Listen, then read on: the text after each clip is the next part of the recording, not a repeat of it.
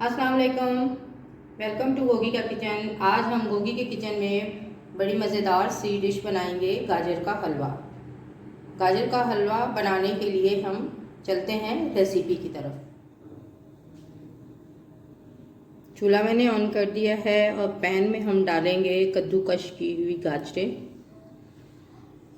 2 kilo मैंने गाजर ली हैं, जिनको मैंने धोकर अच्छी तरह से छील कर इनको कद्दूकश कर लिया है। आज हम बना रहे हैं गाजर का हलवा। हम थोड़ी देर के लिए इसे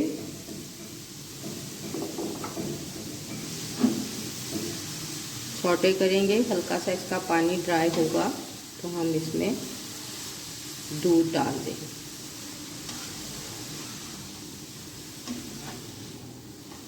दो से 3 मिनट के लिए हम इसे सौटे करेंगे।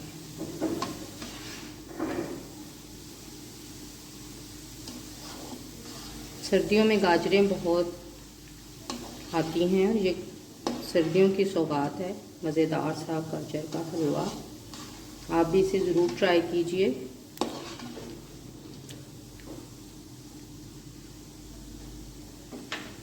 मीडियम फ्लेम पे हमने इसे सौटे करना है। गाजर सॉफ्ट हो गई हैं। अब हम इसमें 2 किलो दूध ऐड कर देंगे। 2 किलो मैंने गाजर ली हैं और इसमें मैं 2 किलो ही दूध ऐड करूँगी। फिर हम इसको दूध में ही पकने देंगे। साथ ही इसके मैंने ये मलाई निकाली हुई थी, वो भी मैं इसमें 1 प्याली डाल रही हूँ। दूध मैंने डाल दिया इसमें। अब हम इसको कवर करके पकने के लिए रख देंगे। इसमें मैं 5 से 6 इलायची डाल दूँगी।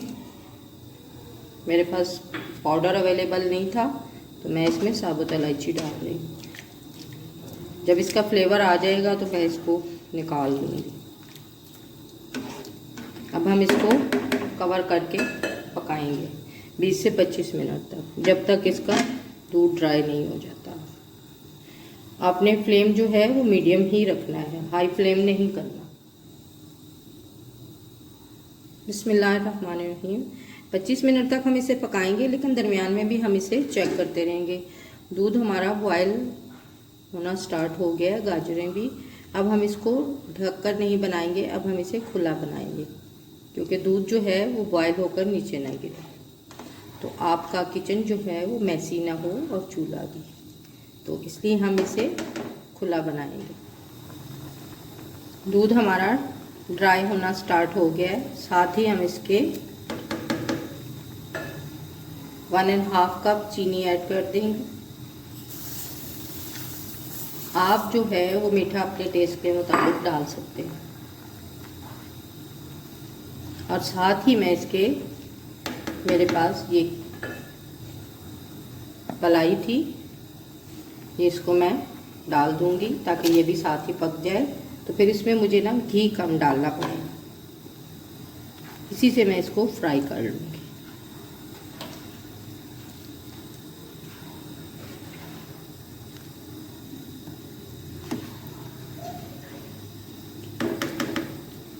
इसको हम अभी खुला पकाएंगे जब तक इसका दूध ड्राई नहीं हो जाता। बिस्मिल्लाहिर्रहमानिर्रहीम। गाजर और दूध जो है वो अच्छी तरह से मिक्स हो गए हैं और पक रहे हैं, और दूध भी हमारा ड्राई हो रहा है। मैंने इसमें मलाई जो थी वो तकरीबन 1.5 कप थी। वो मैंने इसलिए डाली कि क्योंकि फिर इसमें मुझे ऑयल या घी कम डालना पड़ेगा, उसी से ही हम इसको फ्राई कर लेंगे। अभी हम इसको मज़ीद 15-20 मिनट तक पकाते हैं, जब तक ये पूरी तरह ड्राई नहीं हो जाता। दूध काफ़ी ड्राई हो गया है। अब इसको तकरीबन हम 15 से 20 मिनट तक और पकाएंगे, जब तक इसका कंप्लीट दूध ड्राई नहीं हो जाता, उस वक्त तक हम इसे पकाएंगे।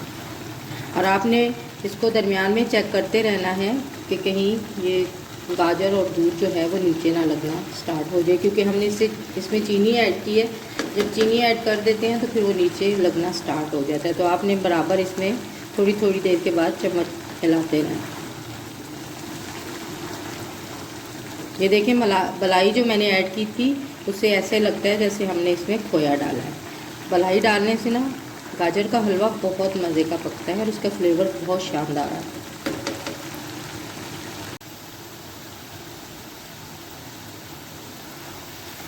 दूध जो है वो ड्राई हो चुका है और इस पॉइंट पे आपने बिल्कुल भी हलवे के पास से हटना नहीं है, किचन से बाहर नहीं जाना, क्योंकि इस पॉइंट पे हलवा जो है वो हमारा जल भी सकता है। अगर हमने थोड़ी देर के लिए भी इधर उधर हुए तो आपने कंटिन्यू उसके पास खड़े रहना है और चम्मच चलाते रहना है ताकि हमारी मेहनत ज़ाया ना हो।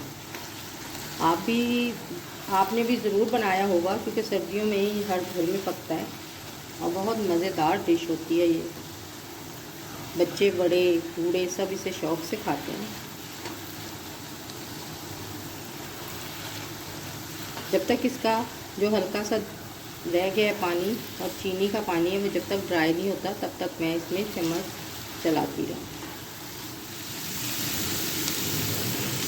गाजर का हलवा हमारा तकरीबन रेडी हो चुका है और सिद्रा दीन, ये आपकी रिक्वेस्ट पे मैंने गाजर का हलवा बनाया है। आपने मुझे रिक्वेस्ट की थी कि प्लीज़ गाजर के हलवे की रेसिपी भी शेयर करें, तो आज मैंने गाजर का हलवा बना दिया है। मैंने इसको थोड़ा सा टच देने के लिए 2 से 3 आयल के यानी चम्मच डाले हैं और आप भी थोड़ा सा इसमें ऑयल ऐड करना ना, क्योंकि जब इसको भूनते हैं ना वैसे इसमें से जो मैंने मलाई डाली थी ना उसी का इतना ज़्यादा ऑयल निकल आया है कि मुझे ज़्यादा ऑयल डालने की या घी डालने की ज़रूरत नहीं पड़ी। और ये तकरीबन ऑलमोस्ट तैयार हो चुका है और इसको मैं बस अब 2 से 3 मिनट तक भूनूंगी और उसके बाद मैं फिर इसे डिश आउट करूँगी।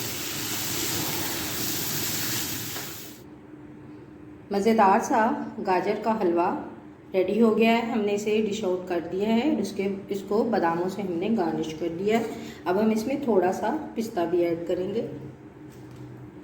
आप अपनी मर्ज़ी के मुताबिक जो आपको ड्राई फ्रूट पसंद है आप उससे इसे गार्निश करें।